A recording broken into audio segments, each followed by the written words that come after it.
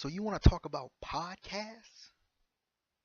I mean, we got all these podcasts out here, but none of them stand to this. None of them stand to the Instant Classic Wrestling podcast because this podcast is the best in the world, or maybe the best to ever do it, though. Or maybe the best podcast alive. I don't know, whatever you call it, just call it a good old podcast, cause you know I love it. What's going on, everyone? Welcome to the Instant Classic Wrestling Podcast. We talking about, did I say wrestling? Did I say that in real life just now? Anyway, Instant Classic Wrestling Podcast. We talking TNA Impact on July the 3rd. Yes, the day before the 4th. Yes, the day before Independence Day. Yes, the day before people gonna be eating a lot of hot dogs and hamburgers and sodas and drinking beer and stuff like that. So we gonna get ready for that. But first off, guys, let me tell you guys, I know it's been a long time. You guys probably been like, where has he been? All one of you, all one of my serious fans. You guys have been like, that one person, he/she has been like, scratch my head. Where in the world has the Instant Classic broadcast, the Instant Classic podcast of wrestling and podcast and things? Where has it been? Where has it been? You know what? You know what? It's been so long since I've done a podcast. I don't even remember the name. Did you hear me? The Instant Classic podcast of wrestling and things like that. hmm But anyway, guys, let me tell you what's been going on. A lot of times, recently I've been busy um, with a lot of things. I've had to work. You know, a lot of times for some reason I have to work the day after a wrestling show comes on, so I can't do a podcast on it. I meant to do a prediction show on what was the last WWE pay-per-view, Money in the Bank, but I forgot all about it. Right, I forgot completely. I was like, I thought about it on like Monday, and then Saturday came. I was like, wait a minute, I meant to do a freaking prediction show on that. But I wouldn't have been able to do a podcast because I had to work early in the next morning, the day after Money in the Bank. So I was like, come on now. What in the world is going on right now? But guys, we got the it's 7. The 7/3/2014 edition of TNA Impact Wrestling. And first off, I wish they would quit talking about the New York tapings because I keep getting too excited about the New York taping. You know what I mean? They told us that the six-sided ring was going to return like 3 weeks ago. So every time I go to look at TNA, I'm looking for the six-sided ring and it's not there. And I'm just no. And I'm just so upset because I'm expecting it to be there, but it's not. It's just the four-sided ring again. But really though, guys, I'm thinking, hoping, thinking and hoping and praying and things that the six-sided ring returns next week. So that means we'll be in New York. But guys, let me tell you, this Pennsylvania, what was we at? Bethlehem? Was it Bethlehem, Pennsylvania? I, we were in Pennsylvania though. This Pennsylvania crowd is hype. Okay, we got a couple of just hype crowds in WWE history. I mean, not WWE, but I mean just wrestling history in general. You got the WrestleMania crowd who's gonna be hype, obviously. The Raw after WrestleMania crowd is gonna be hype, and then you got your specific cities that are hype. Just two off the top of my head: Chicago and Bethlehem, Pennsylvania, as you can see. And actually, what I heard about, I did hear some news about the New York tapings. That the New York tapings were sold out, even though the New York tapings were done, I think earlier this week.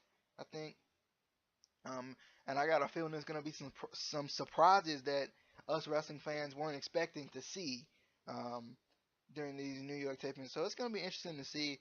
I mean, I've been on purpose, but accidentally, I've been on ProWrestling.com, which is a wrestling site that tells you about news and stuff like that.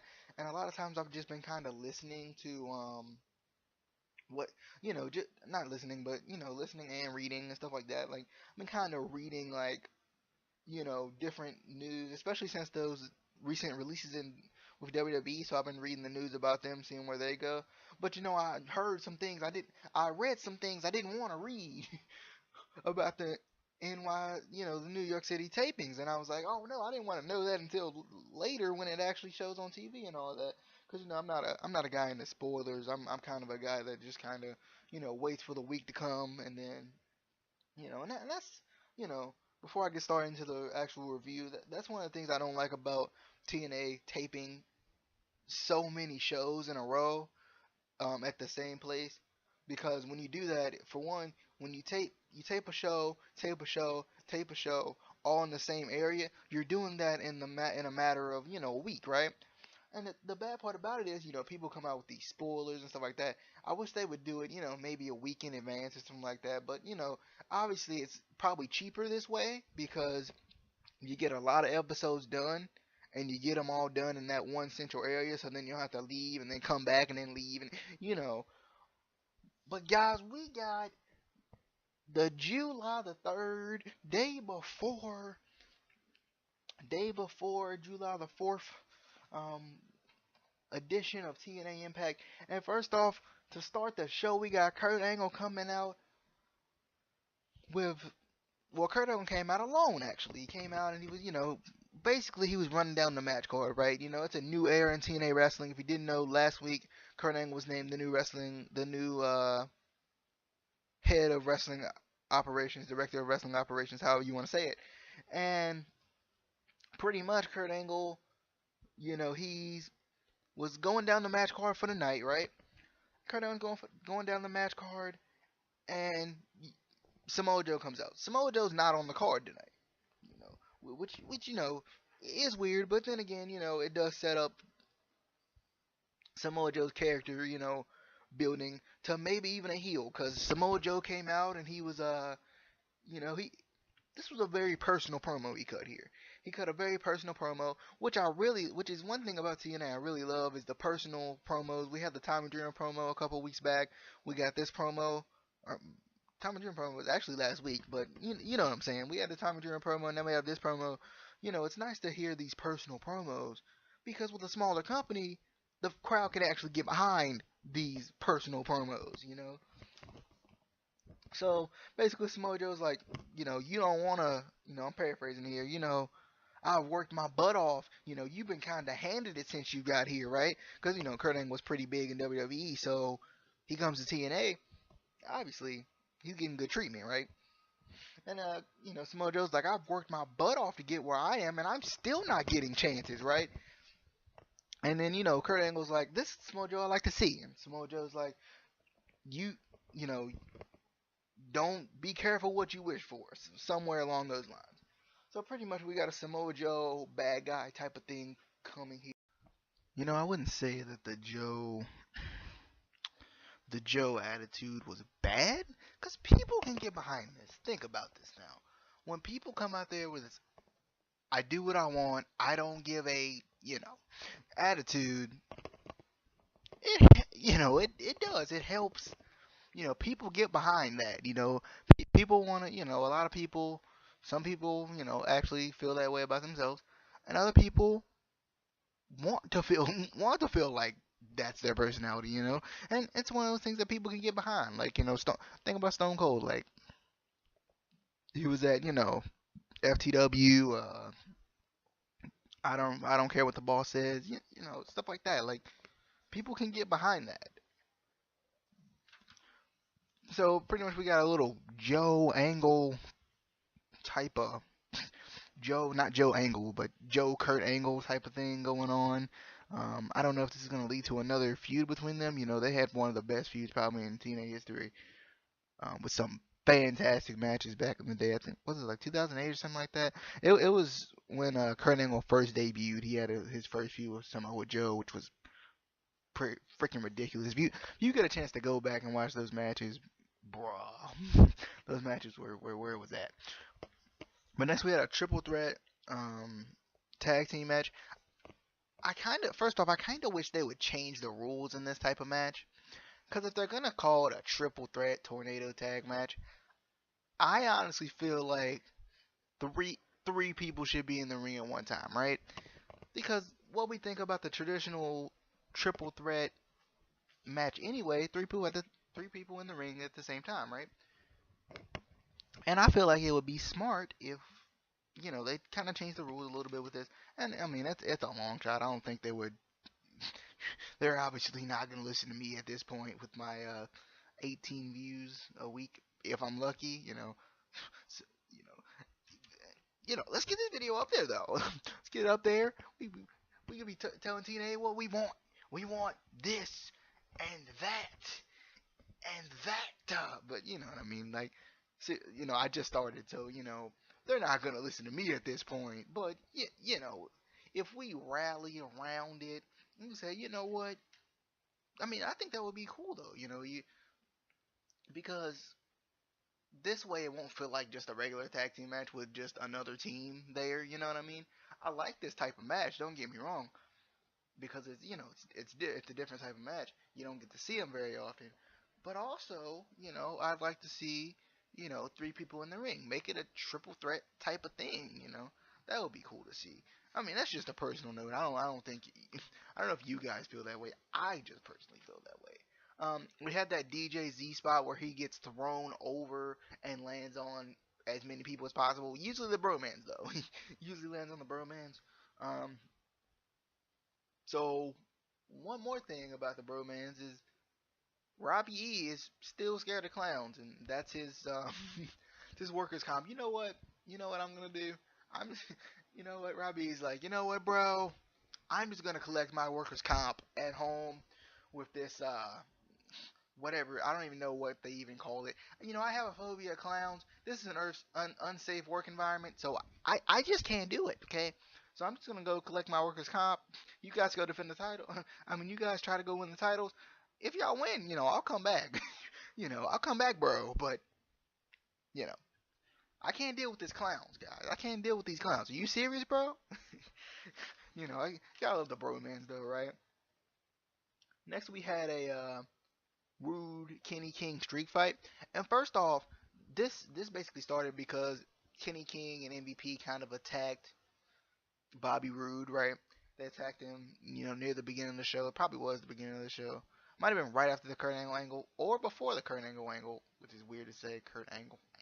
The Kurt Angle segment. You know what I mean? It might have been right before that, right after that, somewhere along those lines.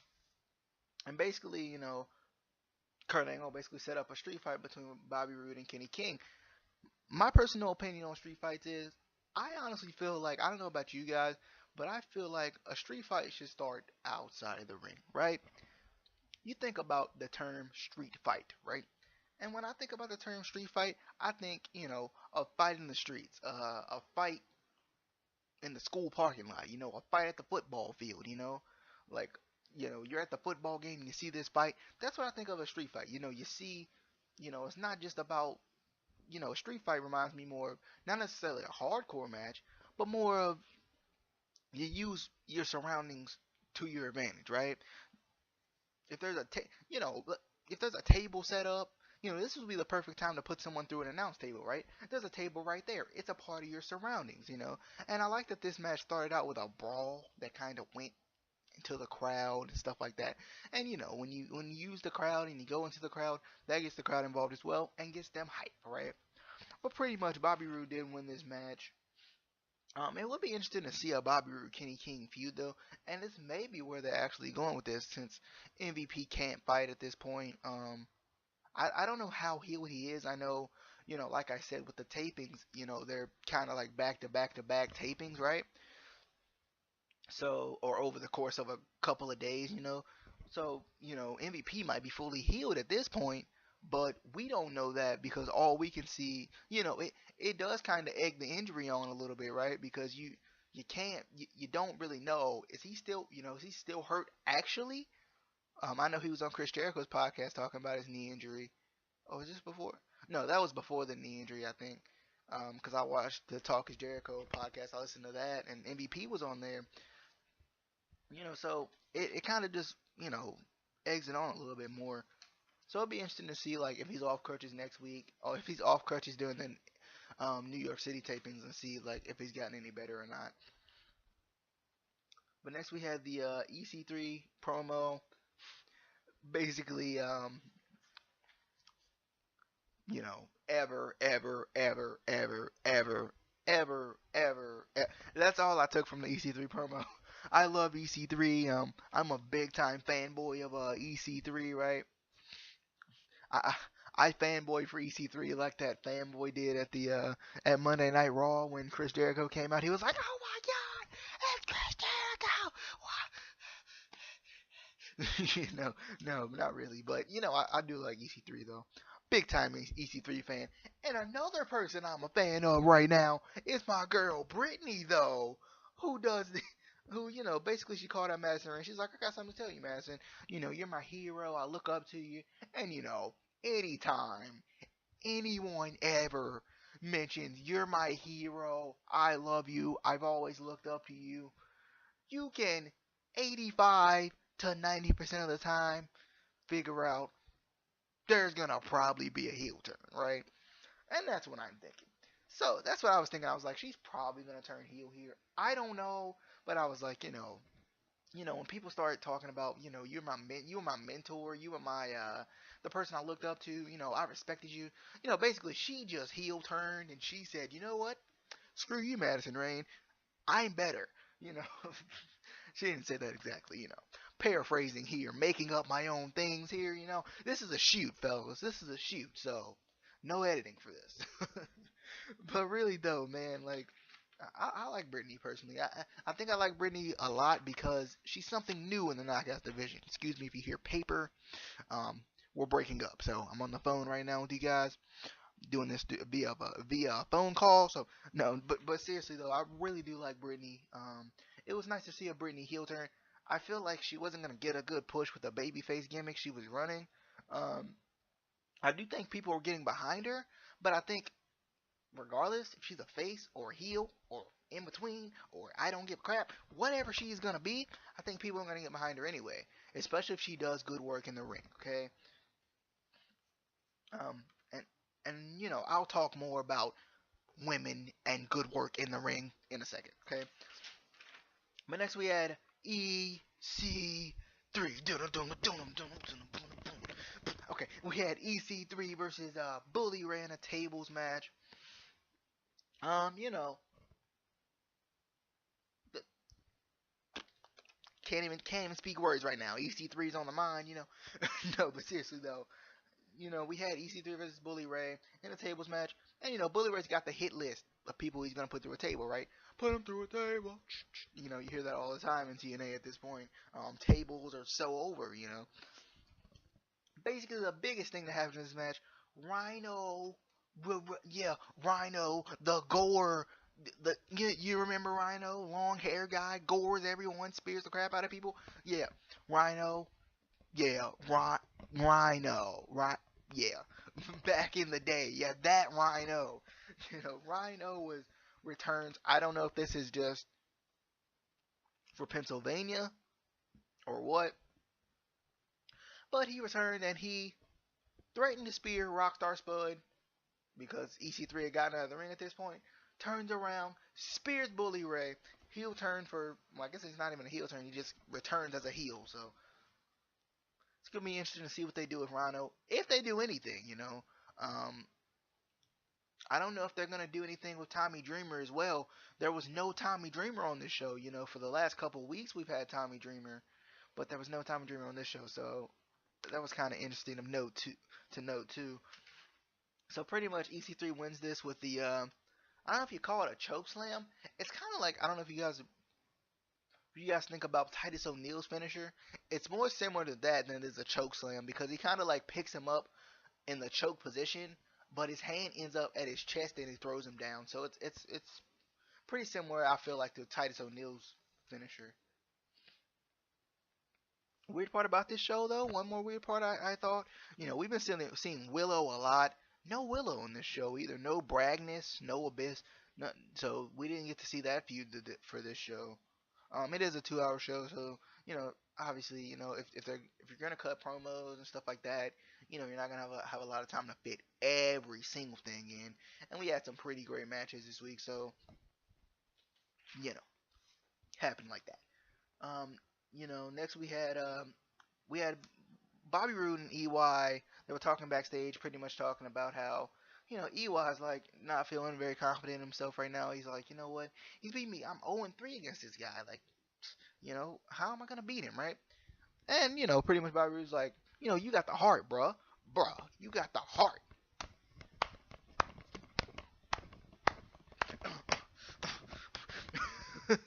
You got the heart, bruh. You got the heart. You can do this, right? The heart of a champion, right? Okay, that's enough of that. Anyway, he's basically like, you got the heart, bro. You would definitely see that. And as soon as Bobby Roode's like, I'm gonna be in your corner tonight, I was like, oh no, not this way.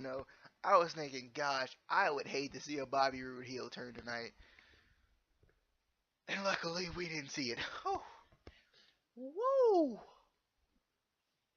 Whew. Okay, but luckily we didn't see that, and I was elated. And next we had, after the commercial break, we had a Samuel Shaw video package where Samuel Shaw pretty much is, it showed his whole progression, pretty much the progression of the storyline. Love Samuel Shaw, by the way, big time fan of my boy Samuel Shaw. you know, Love Samuel Shaw, but really though, man, I feel like he's coming in as this changed person. I don't know how this is gonna, I'm not saying even work. I think this will work fine. I'm just saying I don't know what they're gonna do. I don't know if he's gonna like, have lapses where he turns back into the creepy guy he was before, or if they're gonna just kind of, it's just, honestly it'd just be interesting to see what's gonna happen, right? So I mean, after the Sam showing, we had Gail Kim versus Angelina Love for the Knockouts title. Gail Kim surprising everyone pretty much in the building tonight. A lot of times you don't expect to see title changes at regular events, right? I mean, if you see a regular Impact broadcast, you don't expect a title change. You see a Raw broadcast, do you really expect a title change? No. So when it happens, it's kind of surprising. Brian Hebner was the referee, so it wasn't Stifler this time. Velvet Sky got thrown out with the roundup throw out that Earl Hebner and Brian Hebner seem to be famous for the night. But Gail Kim did win with the Eat the Feet, and there was one Botox injection. I guess it's kind of like the bicycle kick, similar to that. It's like a bicycle like side kick, something like that. And that Gail Kim was on the top turnbuckle. Angelina Love hits her with a Botox injection, knocks her off the turnbuckle. That was freaking ridiculous, dude. That that looked great. Gail Kim sold it well too. And honestly, soon enough, I'm gonna have a podcast about you know where I do an interview with someone. I have some people in mind, and I'm really just trying to get them on the show, right? That's been the real struggle for me. But you know, just quick side note here, like I'm gonna talk about like the talent in the women's divisions in wrestling, right? I mean, the importance of women's wrestling. People use it as a bathroom break, and pretty much that's what it can be used for, right? You don't see a lot of talent. You just see women in as few amount of clothes as possible. If the show was unrated, they probably would be naked, right? I mean, let's be honest. If I mean, I'm not saying this as a testament to criticize anyone. I'm just saying, like, that's just how it is. That's just how it is today, right? And I guess that's how it's always kind of been, right? Especially recently. Because we had Gail Kim win the Knockouts title, which was surprising by the Eat the Feet finisher, which I love. Next we have Bobby Roode versus Eric Young. Earl Hebner once again does. Earl Hebner this time does the wind up throw out with not Bobby Lashley, but Bobby Roode and MVP throws them both out. Pretty much, I like that they did this because it puts the spotlight on the two competitors in the freaking ring, right? Doesn't put the spotlight on MVP and Bobby Roode. And that was nice to see, right? We see a one-on-one match. EY finally gets his fair shot, but he can't cash in. He was nursing this ankle injury that they're saying he tweaked during the match. So that was one of the things. And you're thinking maybe it's the underdog thing again. He's gonna pretty much overcome this, and he's gonna be completely fine. But turns out That's not what happened. EY actually hit the elbow, which still looks better than anyone else in the business, right? He hits the elbow, goes for the pin. Bobby Lashley kicks out. Bobby Lashley hits a Dominator and then a spear, which is great. I feel like I'm glad they didn't drop the title back to EY because for one, it wouldn't have made any sense. It wouldn't have made any, it would have it wouldn't have made any sense at all. That I just said it wouldn't have made no sense just now. That's how much sense it would have made. None of that. But seriously though, I think this match made Bobby Lashley look really strong, which is what you need, right? You need Bobby Lashley to look strong. You need Bobby Lashley to feel strong. You need this title run to not be something that's like 1 to 2 weeks, probably until MVP strips it off of him, right? Either MVP takes it off of him or he gets beat by Bobby Roode and then Bobby Roode feuds with MVP. But I mean, guys, I hope you guys enjoyed the show. I'm glad to be back. I'm gonna try to do this as much as I can. I'm gonna try to get some Raw in there, some SmackDown in there, some I don't know about SmackDown because I don't get to watch SmackDown a lot, but at least Raw and more pay-per-views as well, especially WWE pay-per-views because for some reason I have to work the next day when there's a WWE pay-per-view, but I don't when there's a TNA pay-per-view. So it's just one of those. It's a weird situation. Guys, I'll talk to you guys later though. Love you guys. Hope you guys enjoyed the show. See you guys later. Greatest podcast ever. Instant Classic Wrestling Podcast. Guys, share the video. Share it. Tell people you don't have to watch. Just listen. See you guys.